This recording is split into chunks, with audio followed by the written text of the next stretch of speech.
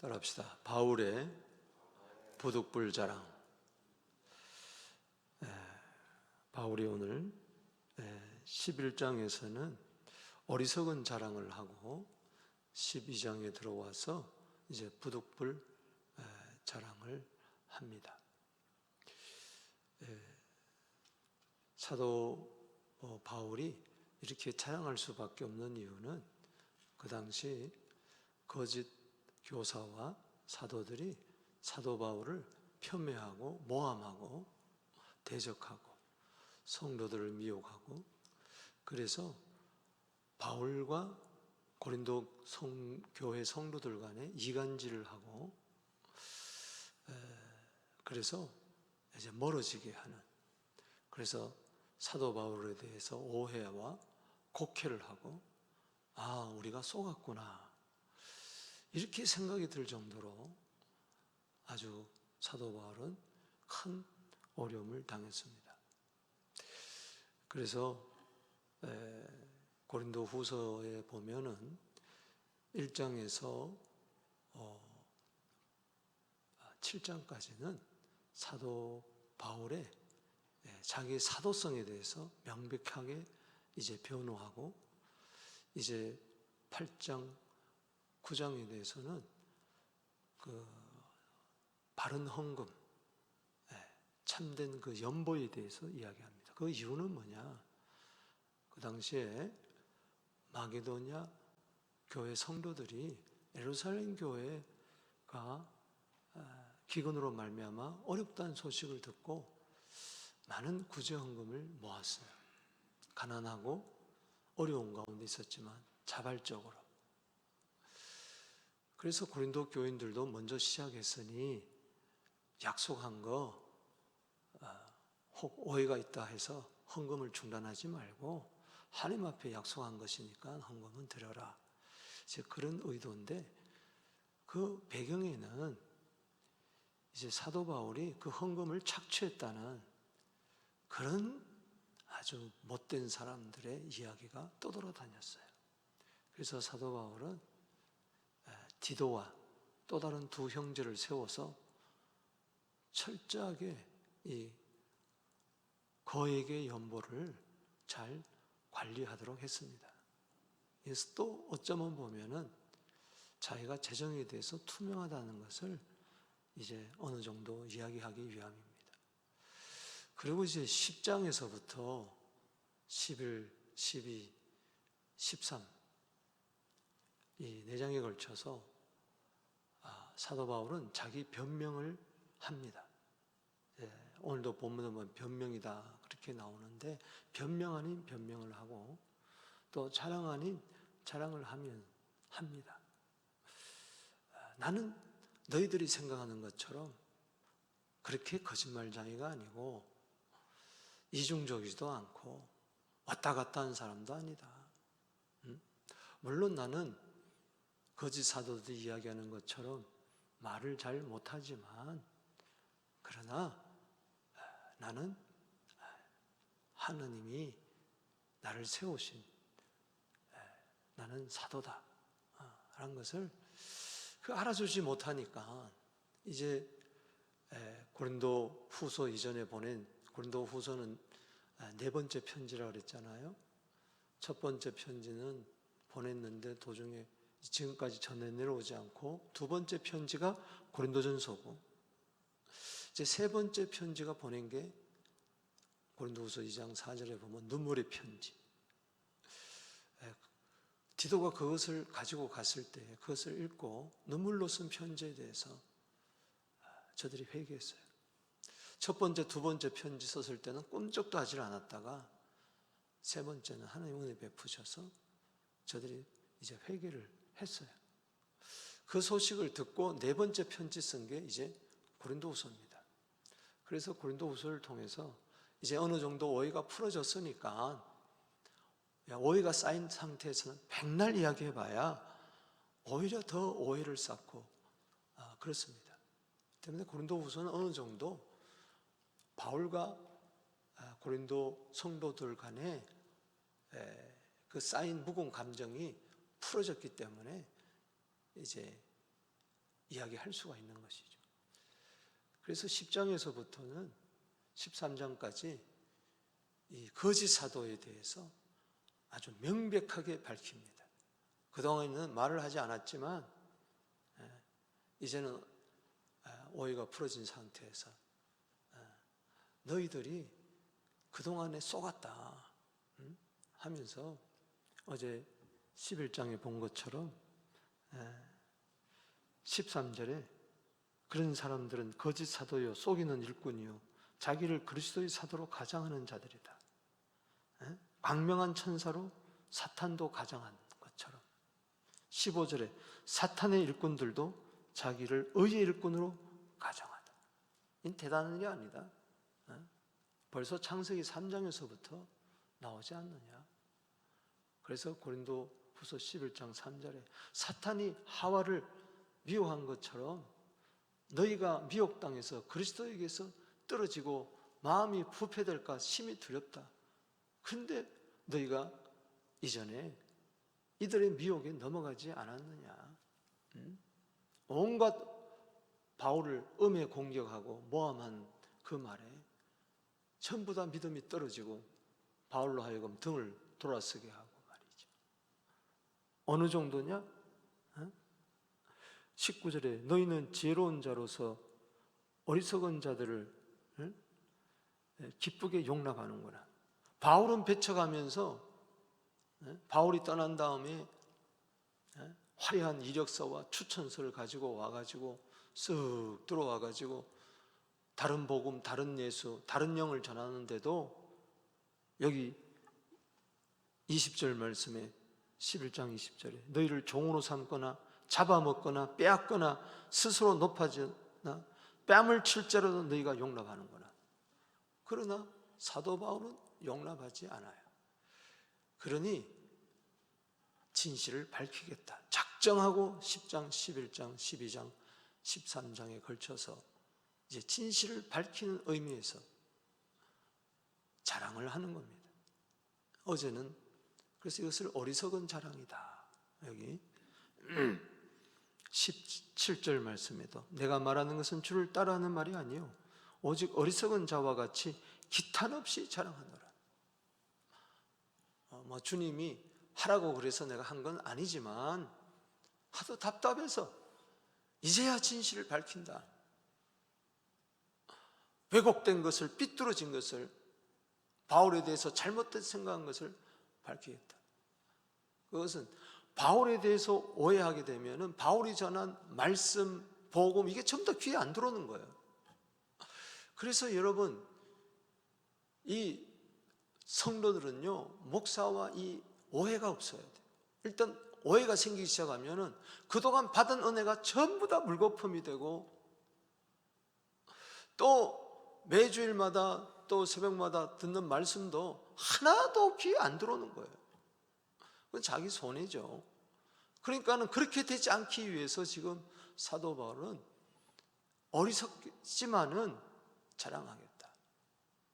그리고 이참에 거짓 사도들의 그 정체를 밝히고 교회를 올바로 세워나가겠다. 그런 결연한 의지로서 어제 11장에 어리석지만은 자랑하겠다 하면서 세 가지를 자랑하잖아요. 나는 하나님의 열심으로 열심 내면서 목회한 것밖에 없다. 그리고 두 번째는 내가 죄가 있다면 너희를 사랑하는 죄밖에 없다. 정말 자비량 선교하면서 그렇게 진실되게 사랑한 것밖에 없다. 또 내가 자랑한다는 것은 거짓 사들과 달리 나는 복음을 위하여 여기저기 다니면서 8번의 그 위험을 이야기하지 않습니까? 수없이 두드려 맞고 돌에 맞고 이런 고난을 당한 것 뿐만 아니라 고린도 후서 11장 28절 한번 읽어보겠습니다. 시작. 이 외에 이런 고사하고 아직도 날마다 내 속에 눌리는 일이 있으니 모든 교회를 위하여 염려하는 것이라. 이 고린도 교회가 잘 돼야 될 텐데 1년 6개월 동안 개척한 이 교회가 지금 풍전동화 같이 막 흔들리고 온갖 거짓 사설들이 다 들어와 가지고 바울을 곡해하고 바울 사이를 떼어놓고 말이죠. 그렇지만은 나는 교회를 위하여 날 염려한다. 사랑한다는 것이죠. 성도를 사랑하고 교회를 사랑하고. 여러분, 오늘 현대 교회의 특징이 뭔 줄 아세요? 성도들이 교회를 이용한다는 거예요. 교회에 대해서 이용 가치가 없다면요, 단숨에 돌아서는 것이 오늘 현대교회 성도들의 모습이에요. 바울은 그렇지 않다. 난 오늘도 교회를 사랑한다. 왜? 교회는 주님의 몸된 교회니까. 그러면서 12장에도 11장에 이어서 자랑이란 말이 계속 나오고 있습니다. 네. 바울이 부득불 자랑하겠다. 여기 12장 1절에 무익 하나마. 이게 어쩌면은 아이고 사도 바울이 지 자랑만 늘어놓네, 백해 무익할 수도 있지만 불가불 나는 자랑할 수밖에 없다. 혹 이 중에라도 내가 부득불 자랑했을 때 돌아서는 사람이 있을 수 있고, 아 그랬었구나, 신앙이 다시 복음이 굳게 쓰고 교회가 올바를 수 있기 때문에 무익하다고 하겠지만은 부득불, 여기 1절 읽어보겠습니다. 시작. 무익 하나마 내가 부득불 자랑한다. 불가피하게, 불가불하게, 머스트로 자랑하지 않을 수 없는 이 상황에 이르러서 나는 너희를 위하여, 그 나라를 위하여 거짓된 사도들의 정체를 밝히기 위해서 자랑하겠다는 겁니다. 어제 크게 세 가지 자랑에 했는데 오늘도 몇 가지 자랑이 나오고, 그리고 마지막은 회개를 촉구하는 것으로 나오고 있습니다.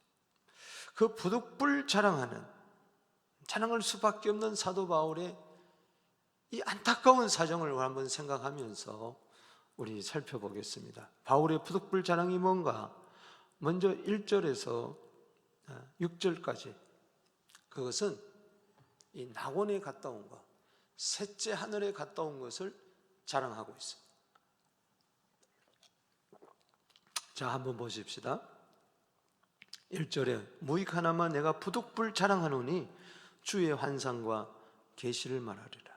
내가 그리스도 안에 있는 한 사람을 아노니 그는 14년 전에 셋째 하늘에 이끌려간 자라. 그가 몸 안에 있었는지 몸 밖에 있었는지 나는 모르나 하나님은 아시니라. 내가 이런 사람을 아노니, 제3인칭으로 이야기하는 거죠. 이 사람이 누굽니까? 바울 자신이죠. 그가 몸 안에 있었는지 몸 밖에 있었는지 나는 모르거니와 하나님은 아시느니라. 그게 뭐예요? 어디 갔다 온 거예요? 셋째 하늘이. 자, 4절 읽어보겠습니다. 시작. 그가 낙원으로 이끌려가서 말로 표현할 수 없는 말을 들었으니 사람이 가히 이르지 못할 말이로다. 여러분, 이 첫째 하늘은 이 눈에 보이는 하늘, 이제 두 번째 하늘은 저 우주, 그리고 그 넘어 셋째 하늘이 있다. 이거는 뭐 일곱째 하늘이라 유대인들이 그렇게 이야기도 하는데, 그것은 뭐냐? 하나님이 계신 곳을 이야기합니다. 여러분, 예수님 어디서부터 내려오셨습니까? 바로 이 하늘나라 낙원에서부터 오신 줄로 믿습니다. 이곳에 오셨어요. 그리고 부활 승천하셔서 다시 네가 오늘 나와 함께, 누가복음 23장 43절에 어디 가리라? 낙원에 가리라. 할렐루야. 그 강도가 도저히 갈 수 없지만은 당신의 나라에, 그 낙원에 이를 때 나를 기억하소서. 그 회개한 강도에게 네가 오늘 나와 함께 낙원에 이르리라. 그러면서 그를 낙원으로 죄인을 이끌고 가기 위해서 그 성소의 휘장이 찢어지잖아요. 그래서 그 지성소 안으로 이제 들여보내주는 거죠. 여러분, 낙원이 있습니다. 오늘요, 사람이 한번 죽는 건 정한 이치인데 그 다음에는 심판이 있다. 그 먼저 영혼에 대한 심판이 있어요. 낙원에 가지 않으면 음부에 갑니다. 반드시 여러분 낙원에 가야 될 줄로 믿습니다. 내가 지금 당장 죽었다. 어디로 가겠습니까? 천사가 와서 나를 데리고 낙원으로, 바로 그 회개한 강도가 들어간 그곳에 들어가는 거예요. 안 그러면은 음부에 들어가는 거예요. 음부라는 것은 죽은 사람들의 세계를 이야기하는데, 구약에서는 스월, 신약에서는 그것을 하데스라 이제 그러죠. 히브리 말로 스월, 하데스인데, 이 단지 죽은 사람들이 가는 영혼을 그렇게 표현했지만은 신약에서는 그것을 영혼의 지옥이라고 그랬어요. 그곳에 누가복음 16장 23절 24절에 천사가 와서 거지 나사로는 데리고 갔지만은 부자의 영혼은 데려가지 않았어요. 그랬더니 그가 음부에서 고통을 당하면서 불꽃 가운데서 괴로워한다 그랬어요. 여러분, 이 영혼이라는 것이 그냥 뭐 연기처럼 없어지는 게 아니에요. 반드시 영혼의 존재가 있습니다. 실체가 있어요. 지금 우리가 육신의 눈으로만 보기 때문에 이 영혼을 보지를 못해요. 그러나 이 사람이 죽을 때 영혼이 쑥 빠져나갑니다. 그것은 육체 이탈 체험 이야기는 무엇? 타종교에서도 일반 사람들도 얼마든지 체험하는 거예요. 이게 쭉 빠져나가서 여러분, 예수님을 신실하게 믿는 분들은 어디로 갑니까? 낙원으로 가지만은 믿지 않는 자들은 어디로 갑니까? 또 믿어도 그야말로 이건 믿는 건지 안 믿는 건지, 이런 사람들은 어디로 가느냐? 음부로 가는 거예요. 거기서 괴로워하고 고통한다 그랬어요. 사랑하는 성도 여러분, 왜 지금 사도 바울이 이 낙원을 이야기하느냐? 고린도 교인들이요, 낙원에 가야 된다. 아멘. 믿습니까? 여러분들이 고린도 교회 안에서 뭐 분쟁하고 당파를 짓고 바울파다 개바파다 무슨 파다 하면서 교회 안에서 싸움이 일어나고 분쟁하고 교회 안의 문제를 세상 법정에다가 소송하고 교회 안에서 부자와 가난한 자의 갈등이 있고 성만찬을 우습게 여기고 에이 뭐 부활이 있느냐 이런 이야기도 하고 작정 헌금 해놓고 하지도 않고 시험 들어가지고 뭐 등등 고린도 교회가 얼마나 문제가 많았습니까? 사도 바울을 거짓 사도다 그러고 말도 잘 못한다 그러고 가만히 보니까 우리가 속았다 그러고 뭐 이러고 야 그래가지고 낙원 가겠느냐, 그래가지고 죽었다 낙원 가겠느냐, 정말 예수 믿는 게 뭐냐? 13장에서 이야기하겠지만은 낙원에 누가 갑니까? 13장 5절 보세요. 13장 5절. 이 사람이 낙원 가는 거예요. 너희는 13장 5절 시작. 너희는, 자 13, 5절 중요합니다. 시작. 너희는 믿음 안에 있는가? 너희 자신을 시험하고 너희 자신을 확정하라. 예수 그리스도께서 너희 안에 계신 줄 너희가 스스로 알지 못하느냐? 그렇지 않으면 너희는 뭐요? 버림받은 자다. 버림받은 자라는 거예요. 낙원과 이야기하면 낙원에 못 들어간다는 겁니다. 셋째 하늘에 못 들어간다는 거예요. 그러면 어디로 간다는 겁니까? 중간 상태는 없어요. 낙원 아니면 어디입니까? 음부예요. 오늘 음부가 궁금하다면은 누가복음 16장 23절 24절 꼭 읽어보세요. 꼭 읽어보세요. 거기 가서 불꽃 가운데서 괴로워하고 고통하겠습니까? 오늘 교회 다니면서 교회가 어쩌고 뭐가 어쩌고 목사가 어떻고 장로가 어떻고 그러다가 음부로 떨어지면 안 된다는 이야기예요. 정말 예수님 믿습니까? 예수님께 모든 것을 맡깁니까? 교회 머리가 목사입니까? 장로입니까? 누굽니까? 교회 머리는 예수님이십니다. 할렐루야. 예수님이 다 알아서 하는 거예요. 여러분, 예수 잘 믿으면 돼. 바로 믿으면 돼. 그런데 예수님과의 관계는 턱 끊어지고 눈에 보이는 현상을 가지고 왈가불가하다가는 위험하다. 그날에 금, 은, 보석으로 지은 집이 있고, 그날에 나무와 풀과 짚으로 지은 집이 있는데 공력이 불에 탄다 그랬어요.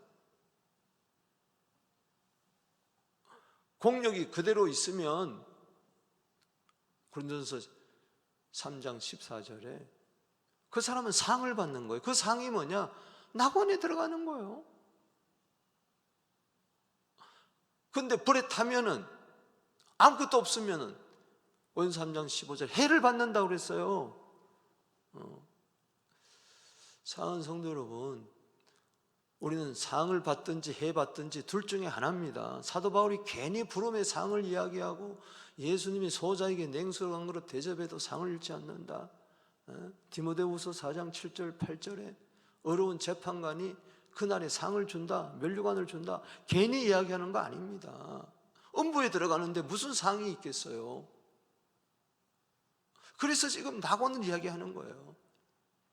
지금 거짓된 사도들은 여기 18절 말씀, 11장 18절에 보면 여러 사람이 육신을 따라 자랑하니, 육신을 자랑하는 거예요. 그러나 육신이 전부가 아니에요. 사도 바울은 키도 작고 코는 매부리 크고 대머리고 안짱다리고 볼품도 없고 말도 잘 못하고, 그러나 지금 그 당시 거짓 사도들은 키도 크고 말도 잘하고 운병술도 뛰어나고 수사학도 뛰어나서 교회에서 사례도 많이 받고 육신을 자랑하고 말이지.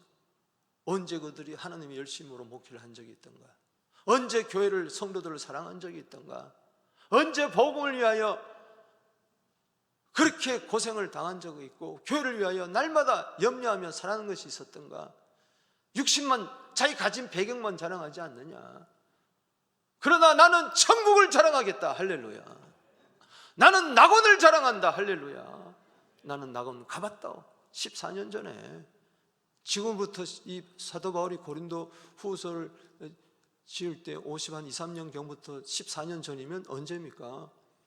다메섹 도상에서 그런 부름을 받고 아라비아 광야를 거쳐서 그 다음에 다소에서 집거할 때예요.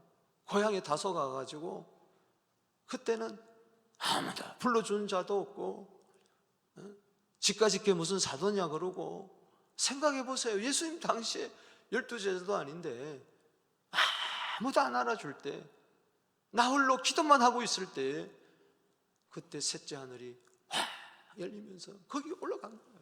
그걸 지금 이야기하는 거예요.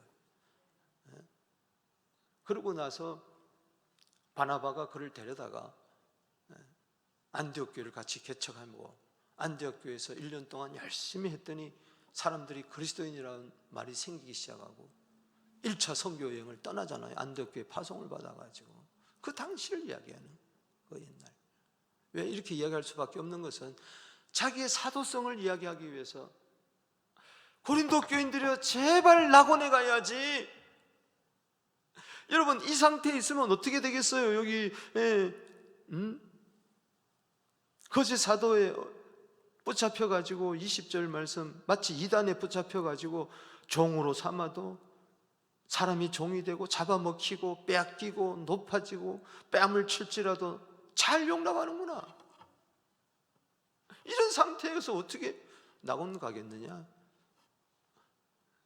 여러분, 계시록 2장 1절에서 7절에 보면은 소아시아 7교회 가운데에 에베소 교회를 이야기하고 있어요. 조심해야 될 게,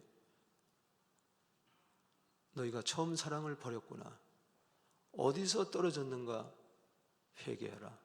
열심을 내라. 회개하라. 안 그러면 내가 임해서 너 촛대 옮기겠다. 여러분, 촛대 옮기면 끝납니다. 빨리 회개해야 돼요. 할렐루야. 낙원에 들어갈 준비해야 될 줄로 믿습니다. 뭐가 이 세상 거 가지고 교회가 어쩌고 저쩌고 하다가 금코 다치면 안 된다는 이야기예요. 상 받아야지. 아멘. 그러면서 계시록 2장 7절에 7교회 첫 교회 이야기하면, 이건 첫 것은 전체를 이야기하는 거예요. 7절에 이기는 자에게는 낙원에 있는 생명나무 과일을 먹게 하리라. 할렐루야. 뭡니까? 낙원을 이야기하는 거예요. 낙원.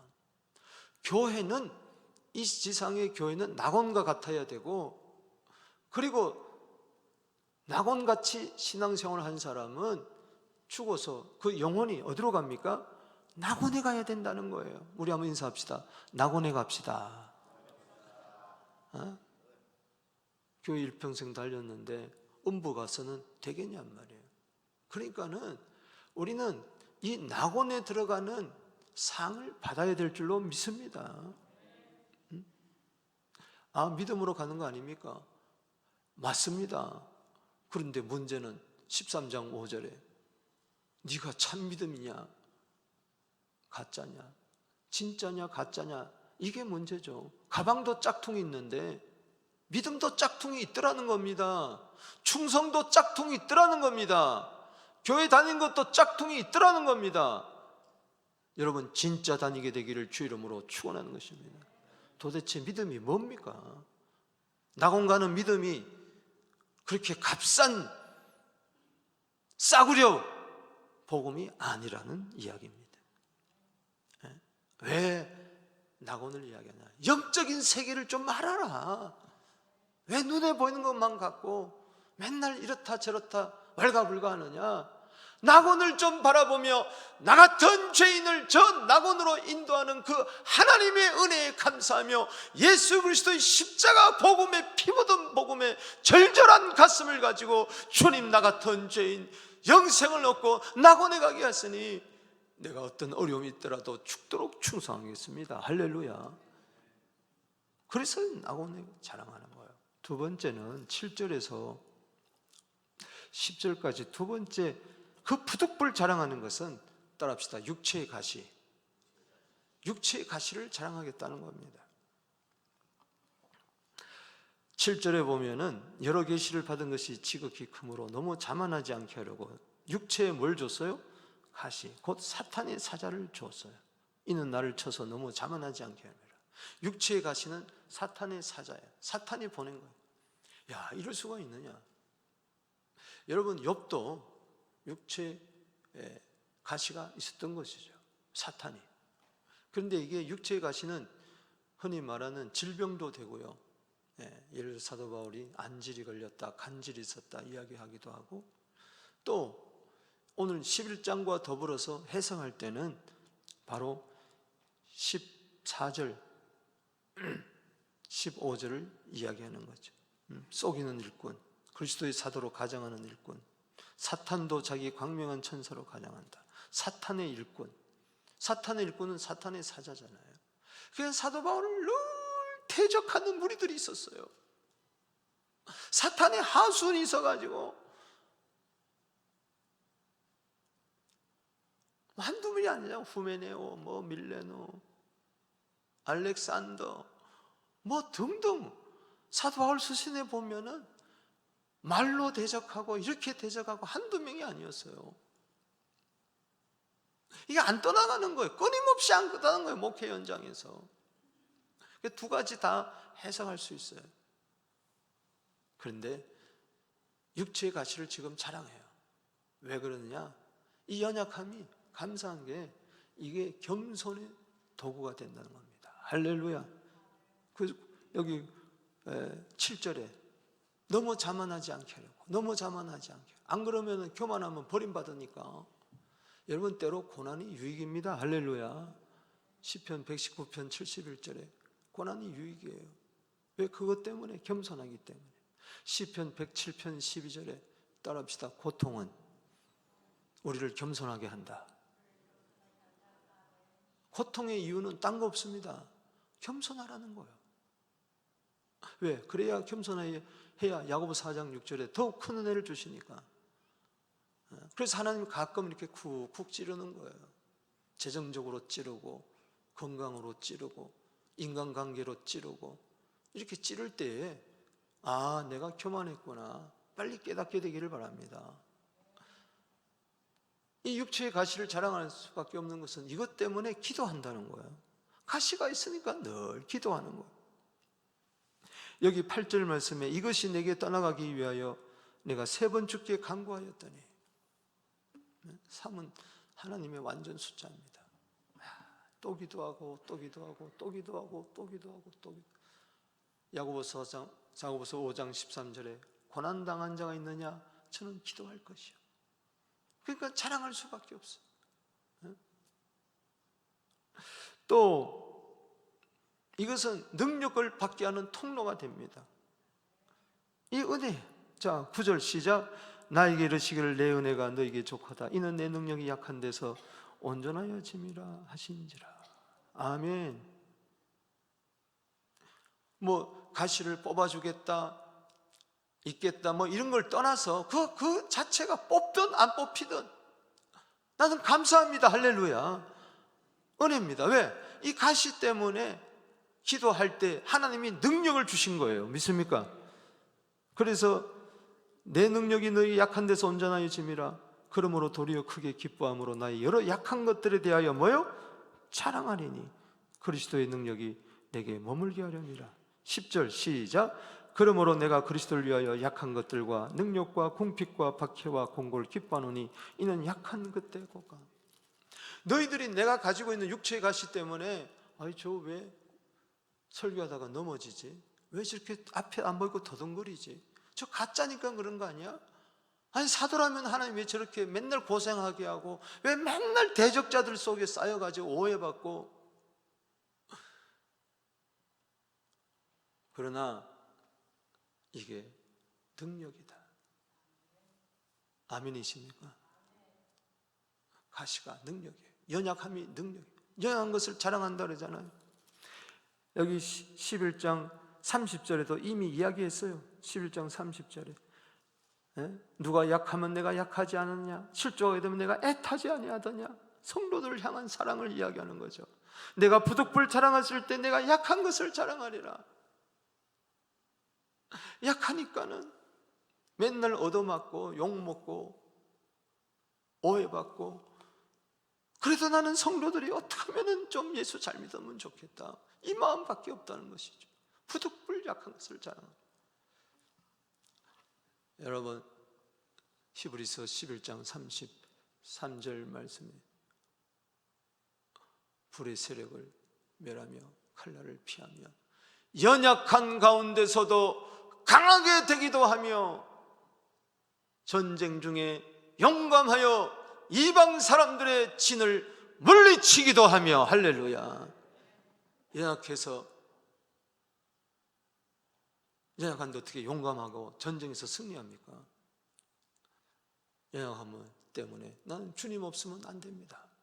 주님의 능력이 내게 머무르게 하여 주옵소서. 그 머무른다는 것은 텐트를 친다는 거예요. 성막을 이야기합니다. 여러분, 내가 약할 때 하나님의 능력이, 성막이 여러분들 덮어주실 줄로 믿습니다. 11절에서 14절까지는 부득불 자랑하는 거 3번째가 나옵니다. 첫 번째는 낙원간 거, 두 번째는 육체의 가시, 세 번째는 사도의 표된 것을 자랑합니다. 자, 11절 내가 어리석은 자가 되었으나 너희가 억지로 시킨, 내가 이렇게 어리석게 자랑하고 부득불 자랑한 것은 너희가 시킨 것과 마찬가지다. 난 너희에게 칭찬받아야 마땅하지만은 너희가 나를 칭찬하지 않지 않느냐, 오히려 오해하지 않느냐. 내가 아무것도 아니다, 지극히 크다는 사도들보다 그러나 조금도 부족하지 않다. 내가 너희들이 오해하는 거짓 사도가 아니라는 것을 부득불 밝히는 겁니다. 그러면서 사도인 표된 것을 12절에 이렇게 이야기하고 있어요. 시작. 사도의 표된 것은 내가 너희 가운데서 모든 참음과 표적과 기사와 능력을 행한 것이라. 사도의 표가 됐다. 뭘로 증거하느냐? 오래 참음으로. 따라합시다. 모든 참음, 모든 것을 난 참. 여러분, 성도의 표가 뭡니까? 크리스찬의 표가 뭡니까? 교인의 표가 뭡니까?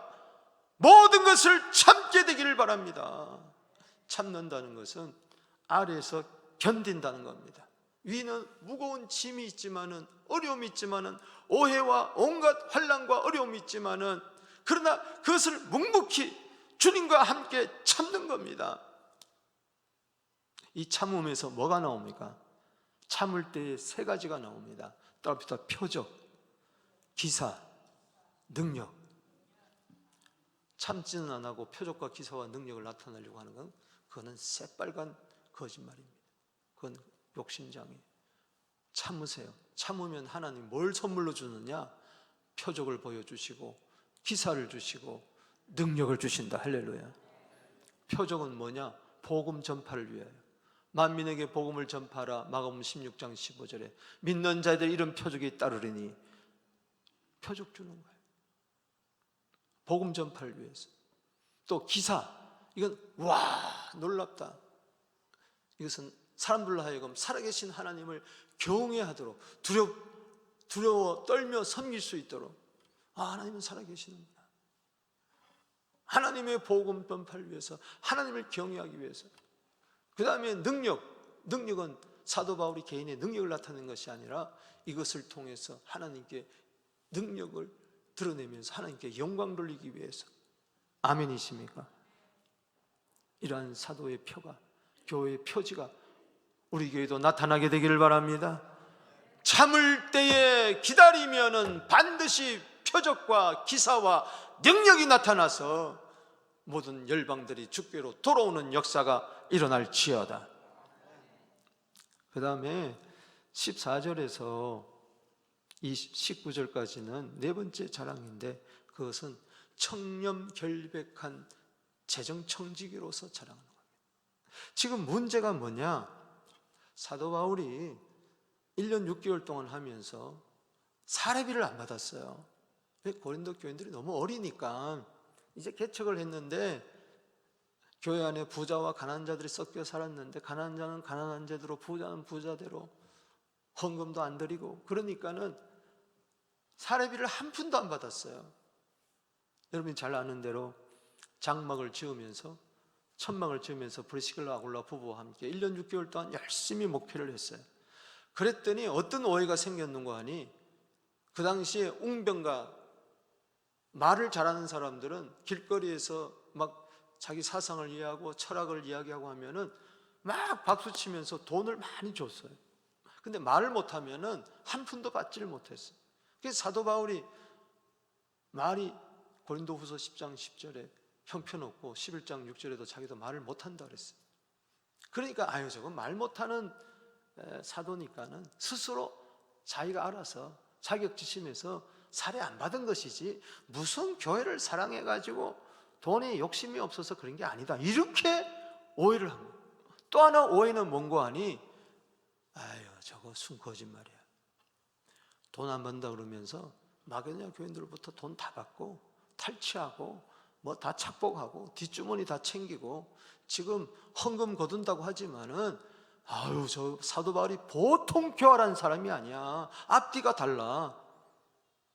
자, 짐을 지우지 않았더니 뭐라고 이야기합니까? 16절을 보십시오. 16절 시작.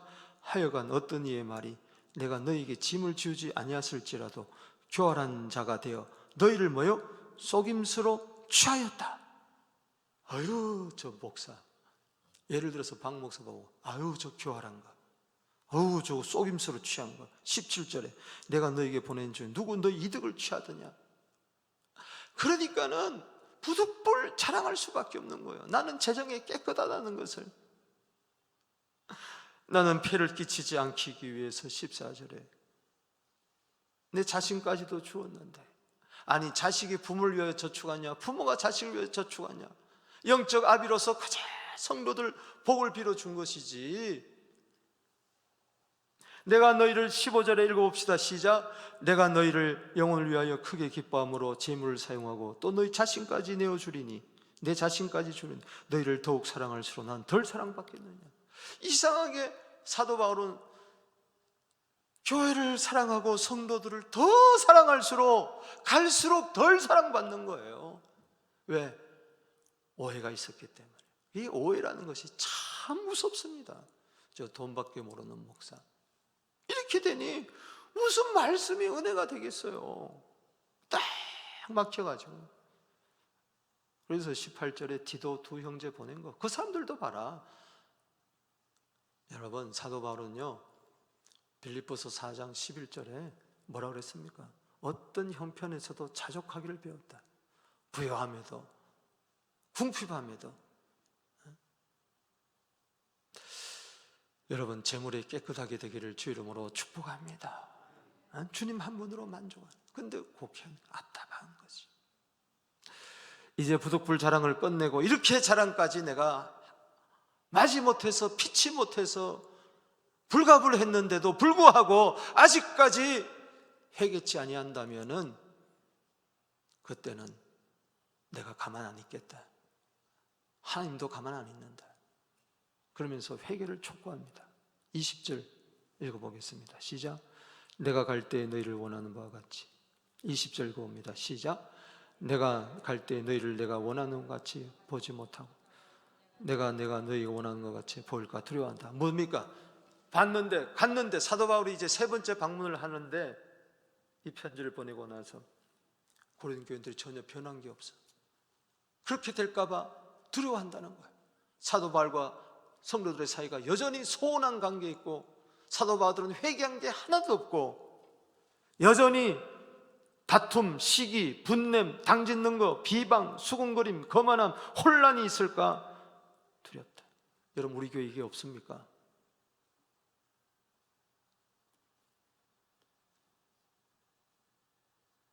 가슴에 손을 얹고 생각해 보십시다. 다툼이 없습니까? 시기가 없습니까? 분냄이 없습니까? 당짓는 게 없습니까? 비방하는 게 없습니까?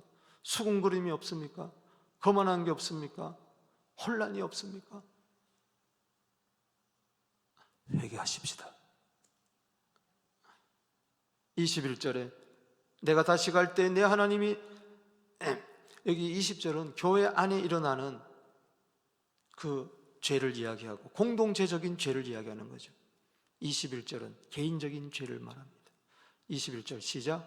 내가 다시 갈 때 내 하나님이 나를 너희 앞에 나 부끄럽게 할까 두렵다. 내가 전에 지은 죄 여러 사람이 행한 바 더러움, 음란, 호색, 회개하지 않기 때문에 슬퍼할까 두렵다. 다시 내가 눈물을 편지를 써야 되냐?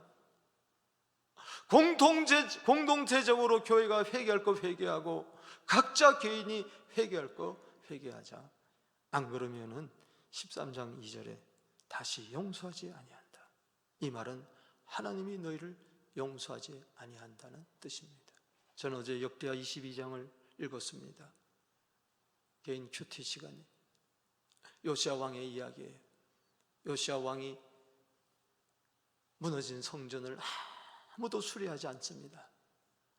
성전이 다 무너졌는데도 그 누구도 관심을 가지지 않아요. 그래서 서기관 대사장들 다 동원시켜서 성전을 수리해라. 그래서 성전을 수리하는 가운데 문 어디도 있는지 모르지만 저 창고에 있는 먼지가 뽀얗게 쌓인 율법책을 발견한 거예요.